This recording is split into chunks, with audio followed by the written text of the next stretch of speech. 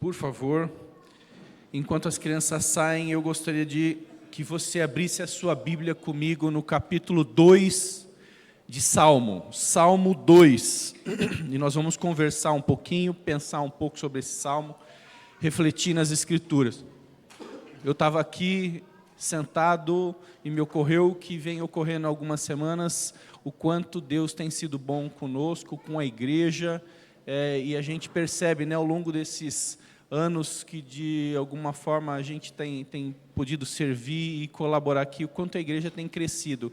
E o crescimento não é em número somente. O crescimento não é só em número. Obviamente queremos essa igreja cheia, lotada, 2, 3, 5 cultos por domingo, imagina? Mas o nosso objetivo, para além disso, é que vidas sejam construídas, sejam edificadas, que cada um de nós seja sendo alvo do amor de Jesus, de Deus, sejamos mais parecidos com Ele. Então eu estava agradecendo a Deus por isso ali. Gostaria de pensar aqui com você sobre o seguinte tema: rebelião, veja, rebelião ou rendição. Rebelião ou rendição, a necessidade da submissão. Rendição ou rebelião, eu inverti agora, a necessidade da submissão. A gente tem vivido no nosso tempo, e é curioso porque eu prego e eu faço os meus esboços, né? Então, aqui, tá os meus esboços aqui. Esse daqui tem 10 páginas para a gente, e cada página tem 2 folhas. Até às 5 a gente acaba. E é interessante que, eventualmente, a gente traz alguma informação que a gente já tinha estudado, para quê? Para conseguir dar conta de todas as atividades que a gente tem. E uma das informações que eu consegui levantar nos meus estudos foi que em 2022, quando uma das mensagens que eu preguei aqui, eu falei da agenda internacional. O que estava acontecendo naquele momento, 2022, um pouquinho depois da pandemia. E naquele momento a gente já tinha guerra na Rússia com a Ucrânia, cenas de destruição, fuga, morte, subjugação de interesses.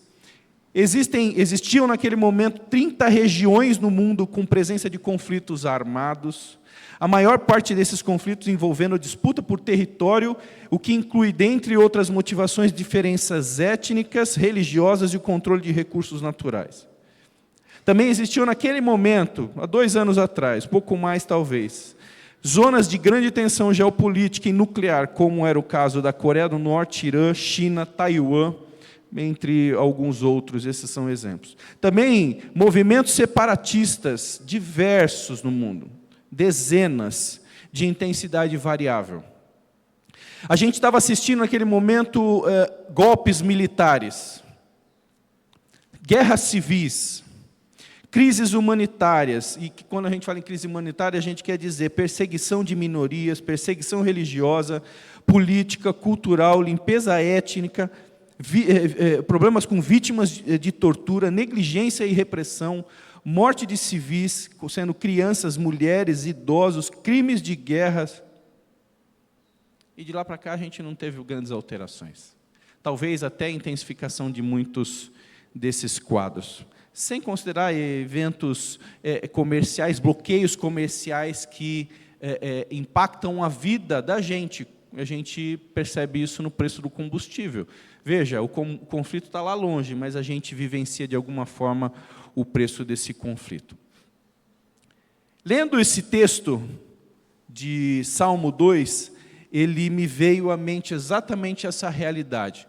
E a gente precisa entender essa realidade nossa hoje, para entendermos a realidade que, no momento onde esse Salmo foi escrito, para que a gente compreenda o Salmo, na época de missões nacionais. Vixe, Fernando, que bagunça que você fez agora. Misturou um montão de coisa, e a gente vai amarrar até o final dessa nossa mensagem. Algumas das coisas que eu tenho aprendido como pastor, e isso o pastor Oney falava, é a gente ter a Bíblia numa mão e do outro lado o jornal, ou então, como é que ele falava? O periódico diário. Porque a gente precisa saber o que está acontecendo no mundo.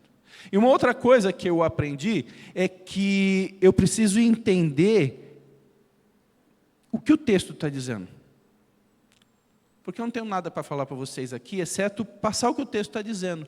Se eu começar a dar minhas opiniões aqui para vocês, além de cansar vocês, isso não vai surtir efeito nenhum.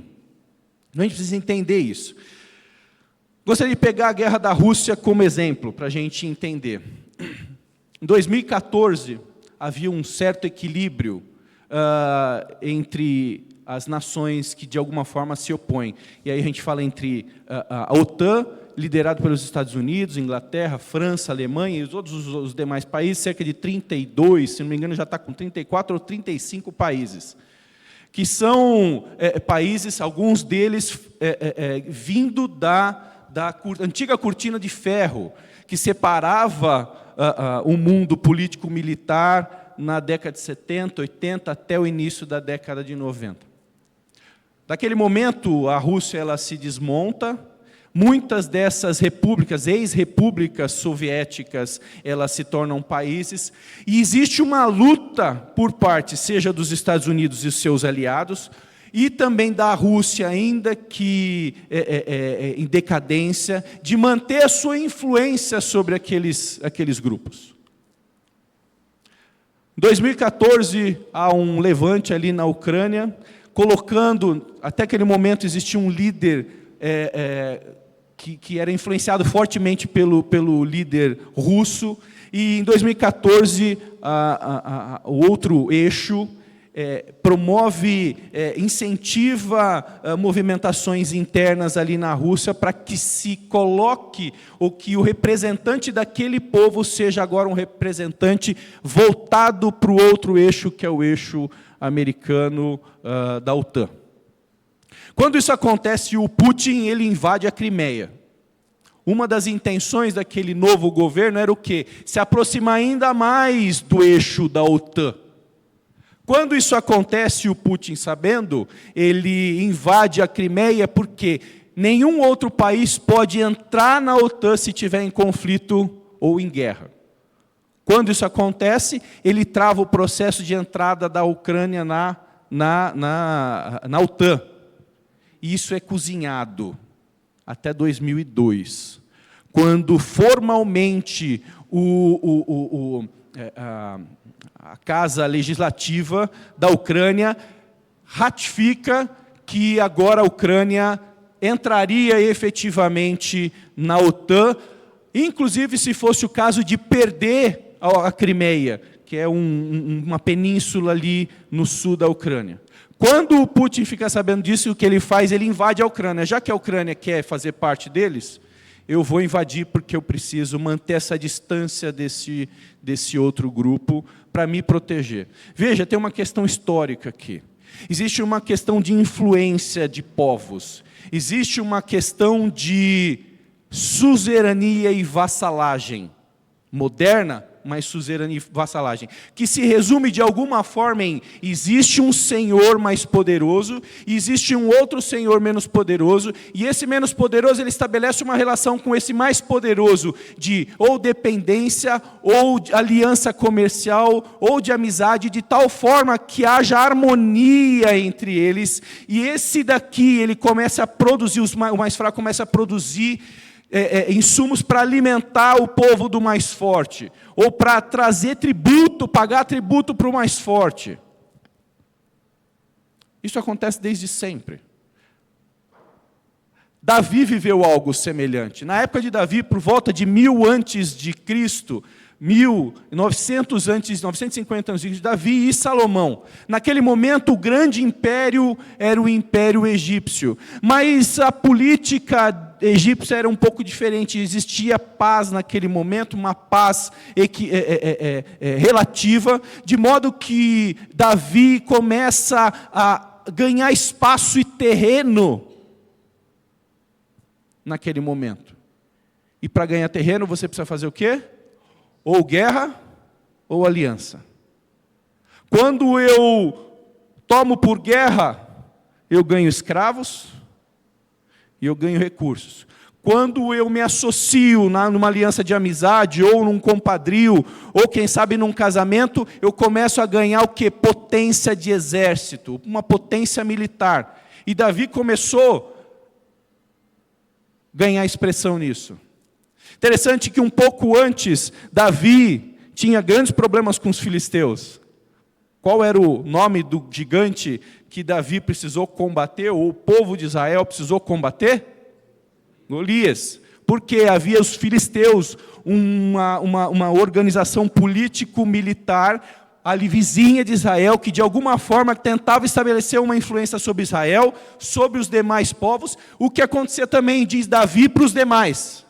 Davi queria estabelecer essa relação do que de domínio, de influência, de poder sobre eles. E quando isso é concomitante, quando isso acontece ao mesmo tempo, existe conflito. Isso tem acontecido desde que o mundo é mundo. Não há nada no céu, nada debaixo do céu que é desconhecido. Nada, tudo é conhecido. Não existe nada debaixo do céu que não seja conhecido. Onde que você quer chegar com isso, Fernando? Esse salmo ele foi escrito muito provavelmente num momento como esse. Porque esse salmo ele é escrito e ele era utilizado nas coroações de reis, dos reis de Israel. Eu gostaria de fazer algumas colocações. A gente vai ler ele lá já.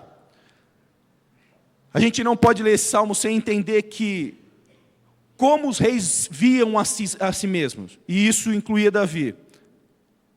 A coroação de um novo rei era muitas vezes a ocasião de revolta de povos e outros reis sujeitos. Muitos povos que tinham aliança com o pai do novo rei agora não gostavam do novo rei. Havia um atrito, um conflito. E esses povos falavam, agora a gente não vai se submeter. Agora a gente vai guerrear. Nós não vamos pagar mais tributos. Nós não gostamos do Davi, ou do Salomão, ou do João. Nós não gostamos. Começa a haver conflito. As divindades, a compreensão daquele pessoal naquela época, que as divindades eles instalavam, eles colocavam os reis. A gente vê isso na Acádia, a gente vê isso com os reis da Assíria e da Babilônia, que celebravam festivais anuais de entronização de deuses, porque esses deuses colocaram reis. Por quê? Reis da Mesopotâmia se viam estabelecidos no trono por meio de um decreto divino. No Egito, algo próximo ali daquele momento, Horus, um deus egípcio, instalou os reis em uma cerimônia de coroação. No antigo Oriente Médio, o relacionamento entre um grande rei e seus vassalos, reis vassalos ou grandes, poderosos reis, com outros reis menores, o relacionamento entre um grande rei e os seus vassalos que governavam sob a autoridade dele, lhes deviam lealdade. Reis eram comumente entendidos como tendo uma relação filial com a divindade. Aquele rei colocado era tido agora filho desse Deus. Nós temos hoje algo semelhante em algumas religiões de matriz africana, que a gente chama de matriz africana, que efetivamente tem muito pouca conexão isso. Mas são filhos de determinadas entidades, filhos de algumas divindades. Isso era comum na época de Davi. Um exemplo desse era o filho de Re, o deus Sol, lá no Egito. Na Mesopotâmia, na época, um pouco antes de Abraão, a gente vê Hammurabi, do famoso Código de Hammurabi, mencionado na sua Bíblia, como um código civil, e Assurbanipal faziam parte da prerrogativa real de reivindicar a herança divina. Eu não só sou rei, mas Deus me delega e dá aquilo que é dele, ele dá para mim. E ali estavam os reis israelitas, que eram considerados filhos da divindade com base numa aliança e não filhos por natureza. Outra coisa que a gente não pode deixar de considerar, que o beijo era um sinal de submissão, de honra a esse rei. Quando você fazia isso para o rei, você fazia isso para Deus, porque esses reis representavam Deus. Eles representavam o poder de Deus, representavam o domínio de Deus. Até poucos séculos atrás, nós tínhamos reis aqui no Brasil, né? Na realidade, eram imperadores, mas a ideia é que havia e ainda existe essa ideia, uma hereditariedade, no sentido de que essa herança desses reis, eles iam passando de um para outro. A gente não pode deixar de ler esse texto entendendo que lá, e aí eu vou retomar um pouquinho mais, estou dando uma série de informações para a gente amarrar o texto, vai facilitar a gente entender o texto depois. A gente não pode deixar de considerar que, no caso, Davi derrotou o rei do reino de Zobá, lá em 2 Samuel. Menções bíblicas sobre isso. O reino de Ramate era um aliado tributário de Davi. O reino de Amon foi subjugado como vassalo, ele foi derrotado. Salomão manteve essa vassalagem. No reino de Gessur, 2 Samuel capítulo 3, a gente vê uma aliança matrimonial de Davi. Davi, Salomão, outros reis se casavam para ampliar os seus domínios. Isso a gente vê na história do Brasil. Isso é ali por volta de 1500, com as dinastias portuguesas. Nós temos o reino de Gate, que era o reino dos filisteus. Período de refúgio, uma época para Davi, entretanto, de uma aliança tática naquele momento. Salomão estabelece a paz devido à força militar de Israel. A gente não pode entender que Israel, uma época, lutava com ferramentas de bronze, enquanto os seus inimigos lutavam com ferramentas de ferro. Existia uma tecnologia mais avançada. Gente, o que eu estou contando aqui retrata o que aconteceu no passado, mas acontece exatamente da mesma forma, em outras proporções nos nossos dias. No Egito, nós vemos Salomão tendo uma diplomacia por casamento com a dinastia egípcia. Enfim, tem uma série, se você quiser depois eu posso mostrar aqui. A gente não pode ler esse texto sem entender isso. Não é para menos que esse texto de Salmo, no capítulo 2 de Salmo, talvez seja o salmo mais citado no Novo Testamento. É o salmo que introduz, junto com o primeiro salmo, os salmos. É um salmo messiânico, seja para o judeu, seja para o cristão. É um salmo escatológico e que apresenta a missão de Deus. E quando a gente fala em missão de Deus, a gente fala em missão da igreja. E aqui que entra a nossa informação sobre missões nacionais. Aonde que eu estou nesse caldeirão? Eu quero entender com você isso. Muitas outras coisas eu poderia dizer, mas não vou cansar você. Salmo capítulo 2, verso 1. Por que as nações se enfurecem tanto? Por que elas fazem isso? Por que perdem seu tempo com planos inúteis?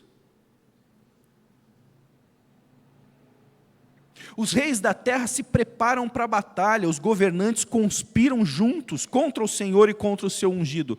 Vejam, esse é um salmo de coroação, provavelmente Davi, se não Davi, alguns dos seus sucessores, no momento que eram considerados, eram coroados, eles liam esse texto. E nesse momento haviam povos descontentes com a coroação deste rei. Este rei, esse novo rei, não era aceito. Não foi bem-vindo o nome dele. Os reis da terra se preparam para a batalha. Os governantes conspiram juntos contra o Senhor e contra o seu ungido. Vejam, já existe o estabelecimento de ungido. O ungido está colocado. O que existe é uma insatisfação em relação ao ungido.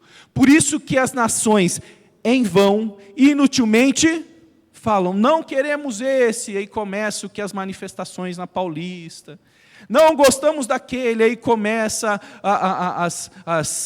eu não quero fazer associações políticas aqui, mas os movimentos políticos para que se associe essa pessoa mais a Deus e a outra pessoa menos a Deus. Isso não é novo, gente. É interessante que o primeiro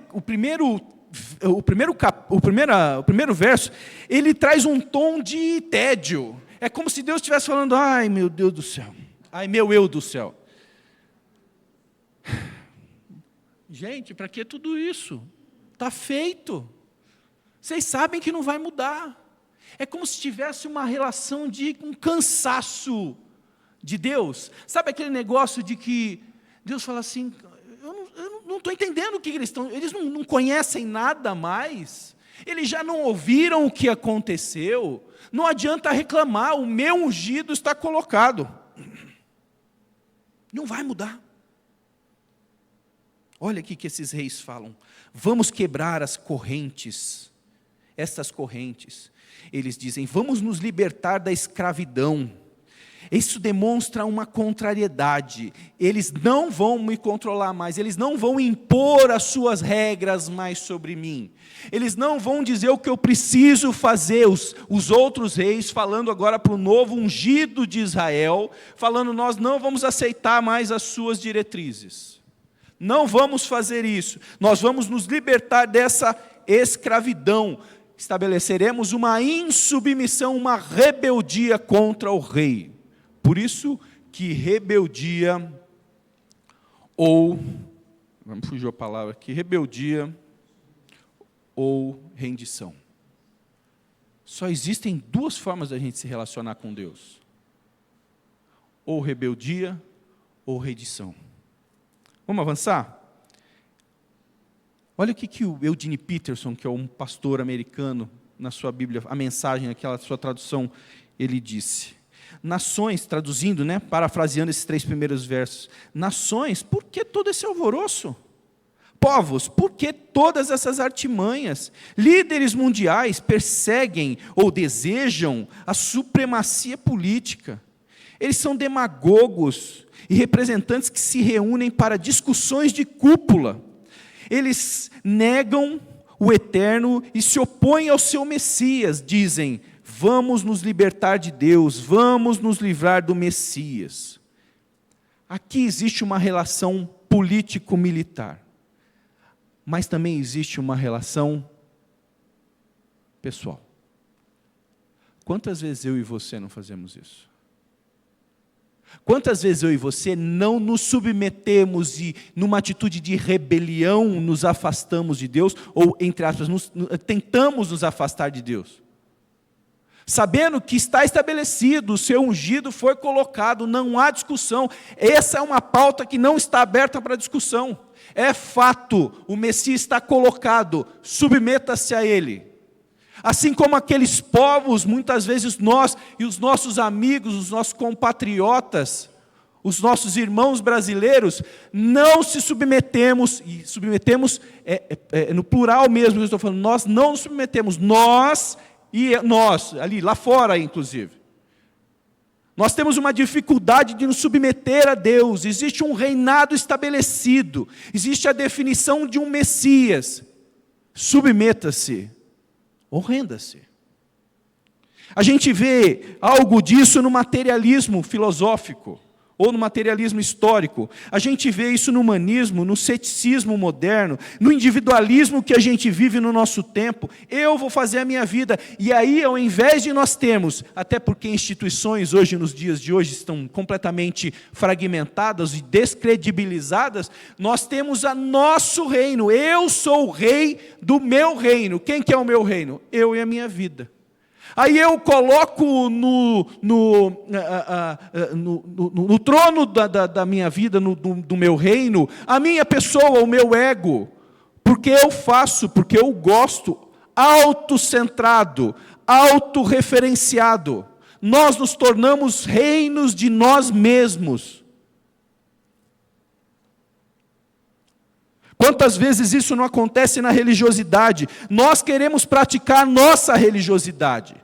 É eu com Deus lá. Não tem nada a ver com aqui. Deus conhece o meu coração. Eu faço as minhas orações lá, eu não preciso disso. E essa religiosidade expressa o quê? Um reinado que a gente estabelece no nosso coração contra o rei estabelecido que é Deus e seu ungido. A gente vê isso na política, a gente vê isso na educação. Verso 4, aquele que governa dos céus, retomando talvez o espírito da frase do primeiro verso, ele faz o que desses povos? Ele primeiro se entedia, depois ele ri. crianças, bobinhos, tolinhos, vocês não têm noção do que está acontecendo. Você só consegue ver o seu reino, os seus interesses. E Deus fala, gente, essa risada. Gente, por favor, caiam em si. Se olhem no espelho.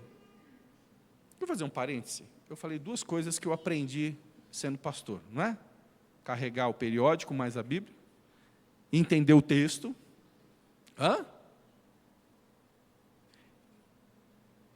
E reconhecer que eu preciso expressar o que o texto está querendo dizer. Uma vez o pastor Samuel me falou o seguinte: se o texto faz chorar, deixa chorar. Se o texto faz rir, deixa rir.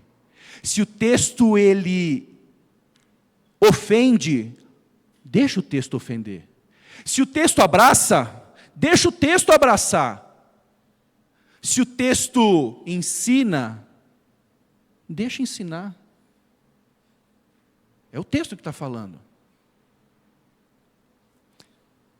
Gente, se olhem no espelho. Deus olha lá de cima e ri, ele zomba. Ele falou, gente inocente, tolinhos. Então, em sua ira, ele os repreende, em nome da sua santidade, para a manutenção da vida.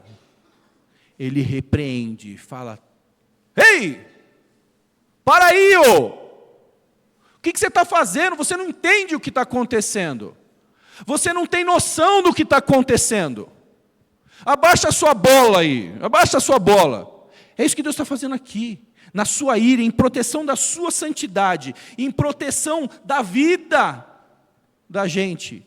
Ele começa a corrigir, é como se a gente estivesse fazendo isso com um filho pequeno, que quer tomar medidas bizarras, toscas, que coloquem em risco a sua própria vida. O que você faz? Para manter para manter o teu valor como pai, não no sentido de se reconhecer, mas para reconhecer que, sendo pai, você tem a responsabilidade de educar, de corrigir, de proteger, assim como um pai, Deus faz exatamente isso com essas nações. Olha o que o texto fala. Verso 6, estabeleci o meu reino trono. Em Sião, o meu santo monte. Eu coloquei o meu representante lá. Aceita. Está feito. Não adianta espernear. Que é o que aconteceu com aquelas nações. Eles estavam esperneando porque não queria que seja feito daquele jeito, que fosse feito daquele jeito. O rei proclama o decreto do Senhor, agora o ungido. Proclama o decreto do Senhor. O Senhor me disse, você é meu filho. Hoje eu gerei você. Você é meu representante. Você é a minha semelhança. E aqui a semelhança, falando em semelhança, exatamente o que acontecia no Oriente Médio, ou no Oriente Médio próximo, ali na região de Israel. O rei representava a Deus, o seu poder e o seu domínio. A não submissão ao rei naquela ocasião era a não submissão a Deus, a não submissão ao seu Messias é a não submissão a Deus, o não reconhecimento do Messias é não reconhecimento de Deus. É por isso que ele fala lá, um pouquinho mais para frente, sirvam a Deus com temor, honrem. Olha o verso 8 que fala, basta eu pedir.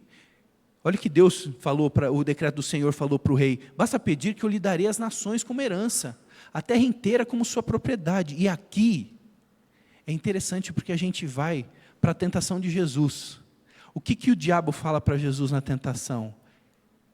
Pede para mim que eu vou te dar. Me pede.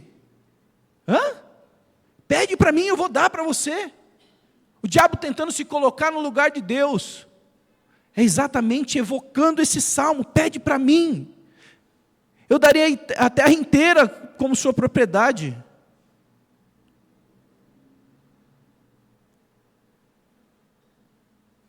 É curioso esse texto, porque ao mesmo tempo que você tem a coroação de um rei terreno, você tem o texto apontando para o Messias, o texto apontando para essa relação do ser humano com o Messias, com o Senhor. 9, olha o que esse Senhor que decretou isso fala ao seu filho agora. Você quebrará essas nações com cetro de ferro e as despedaçará como vasos de barro. Se continuar essa rebelião, você vai destruir elas. Cetro de ferro não é de madeira, algo que os reis utilizavam. Cetro de ferro é algo que não se quebra. Vejam, nessa época, o ferro era a tecnologia mais avançada que tinha. Você despedaçará elas como vasos de barro. Sabe o que acontecia com um vaso de barro quando quebrava? As nossas irmãs, principalmente, vão entender isso. Quando você tem um porcelanato, ou uma porcelana bonita na sua casa, e ela quebra, o que você faz com ela? Joga fora, porque ela não serve para muita coisa a mais. Você joga fora, e essas nações serão quebradas da mesma forma.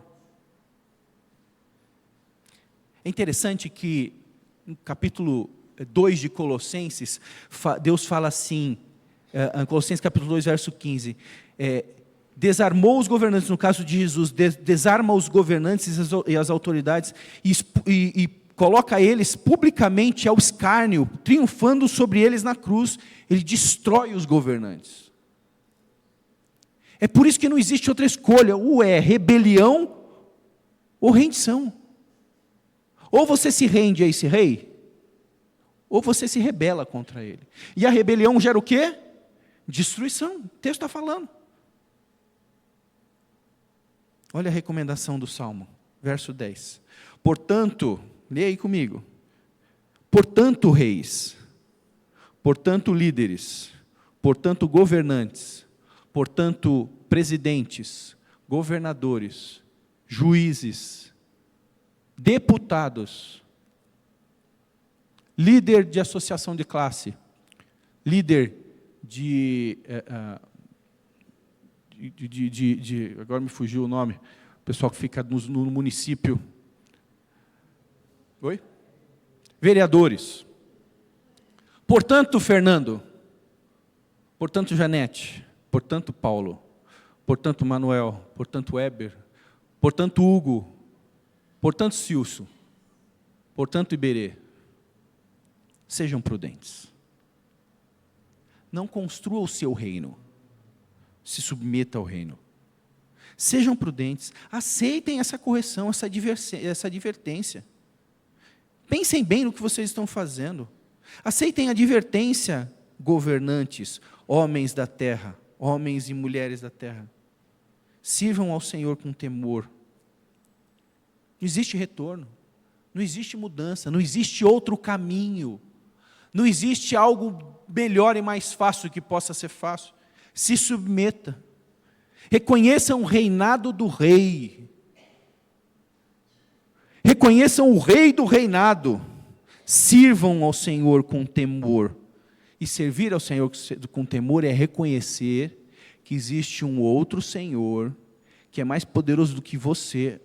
Semana passada, salvo engano, eu falei isso com os irmãos na sala de EBD. Se você está perdendo, os ensinos sobre profetas menores.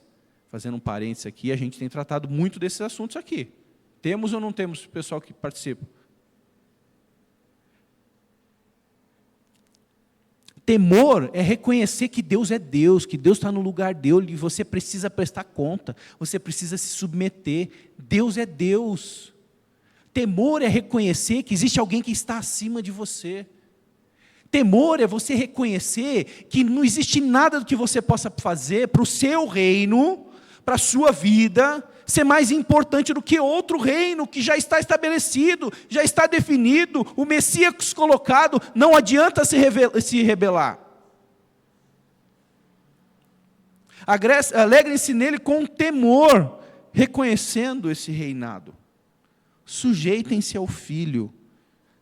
Aqui ele estava falando sobre o rei, Mas aqui também ele fala sobre Messias. Aqui ele aponta o Messias, para que esse Messias não se ire.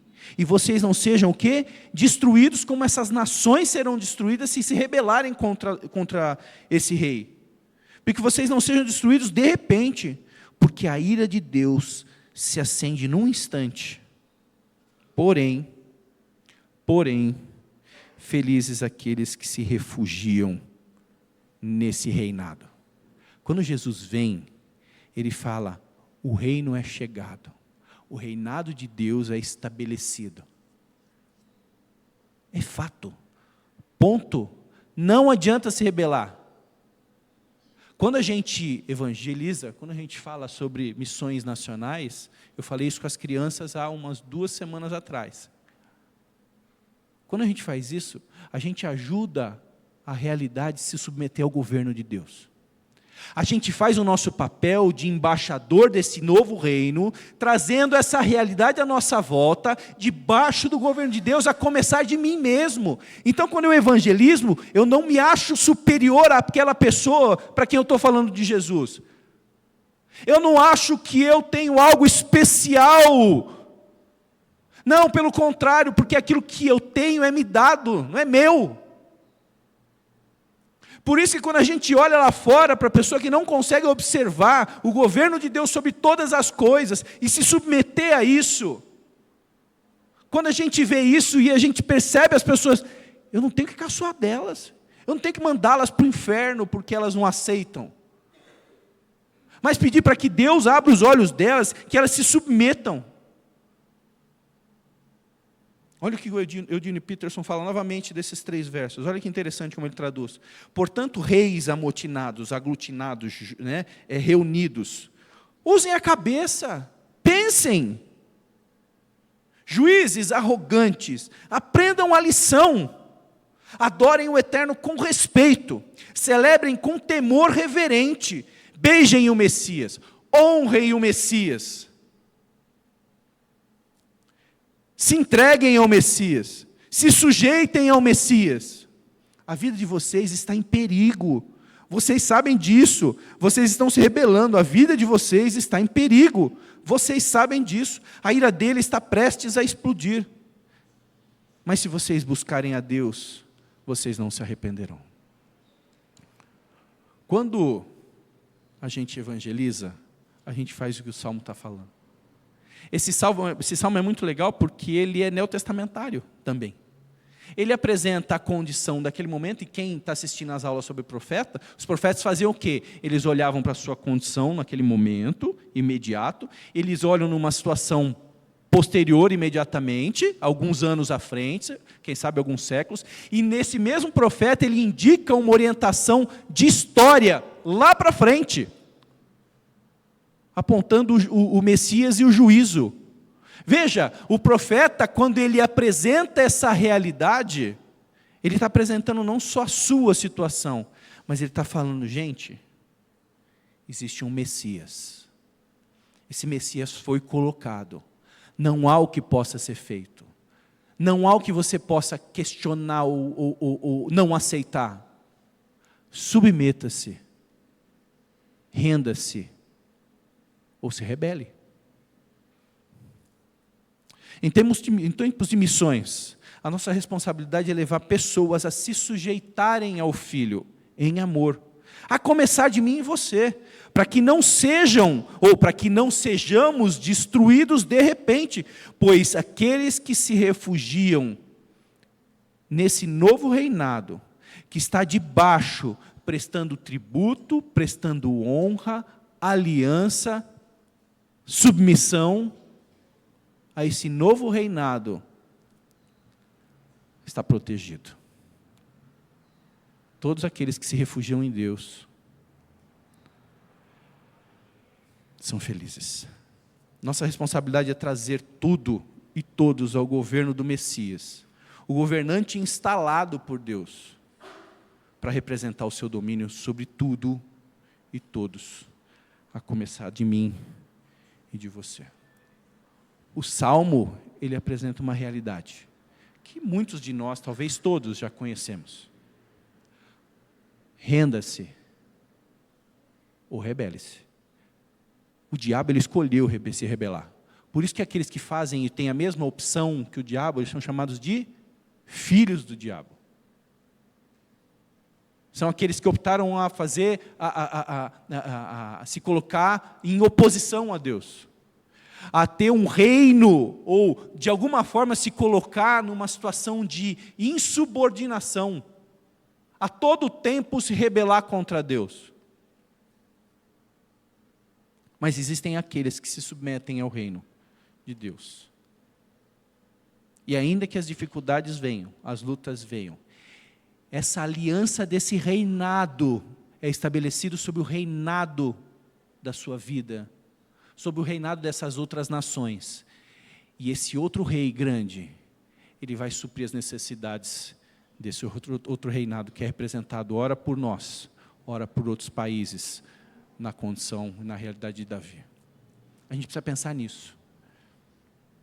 Nessa aula que eu falei, os irmãos que estavam vão se lembrar.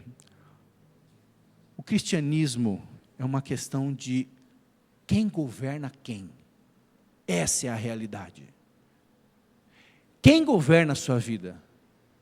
Quem governa a minha vida? Quem governa a minha vida no trabalho? Quem governa a minha vida na família? Quem governa a minha vida na igreja? Quem governa a minha vida na política? Quem governa a minha vida na economia? Quem governa a minha vida no dinheiro? Se eu não submeter tudo isso, tudo, Deus, Ele é sim, um ateu já disse, Deus é egoísta, é sim, porque é dele, para Ele. Quando a gente canta o que a gente canta, é para Ele, não dá direito da nossa posição.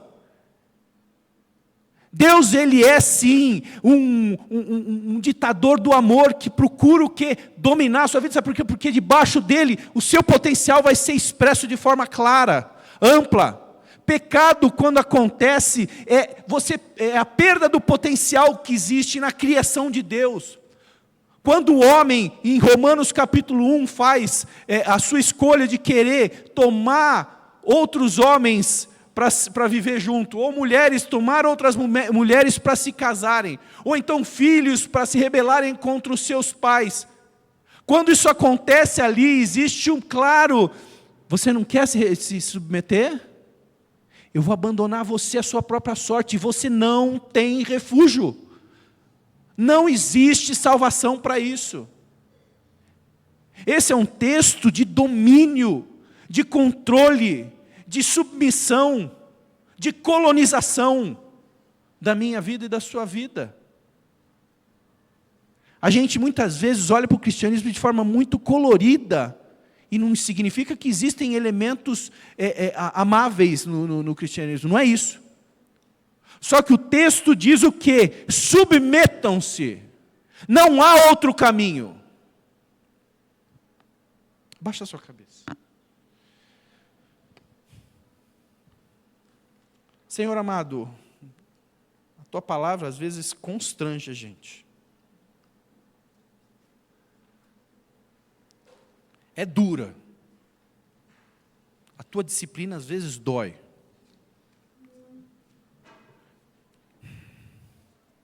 Mas a Tua palavra é viva. E ela é eficaz. E nós cremos que ela é a Tua palavra. A gente tem dificuldade em se submeter. Nós queremos ser o rei, o imperador e o tirano das nossas próprias vidas. Submetendo, Senhor, a nós mesmos os nossos desejos, afetos, impulsos, necessidades, às nossas vontades.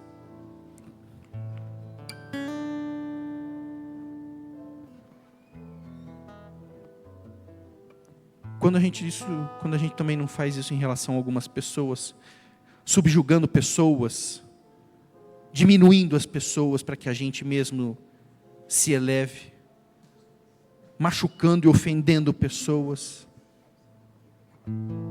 Tudo isso, Senhor, reconhecemos que é a natureza que há em nós querendo aparecer. Ajuda a gente. Abra os nossos olhos de modo que a gente possa entender que todas as áreas da nossa vida precisam estar subjugadas, submissas, debaixo do teu governo, do teu controle. Ajuda a gente a entender e a fazer isso, porque assim sendo feito, o Senhor vai ser glorificado, o Senhor vai ser exaltado, e o Senhor merece isso e muito mais. O Senhor merece toda a nossa vida.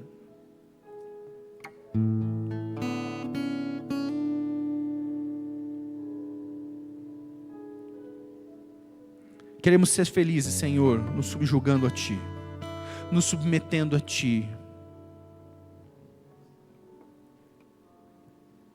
Que essa palavra dura, Senhor, que o Salmo 2 nos ensina, produza fruto, Senhor, no nosso coração, na prática diária da nossa vida, porque a gente sendo diferente, a gente sendo parecido com Jesus, nos moldes do Cristo, o Senhor vai ser excelsamente glorificado. Ajuda-nos na nossa fraqueza e na nossa fragilidade. No nome de Jesus.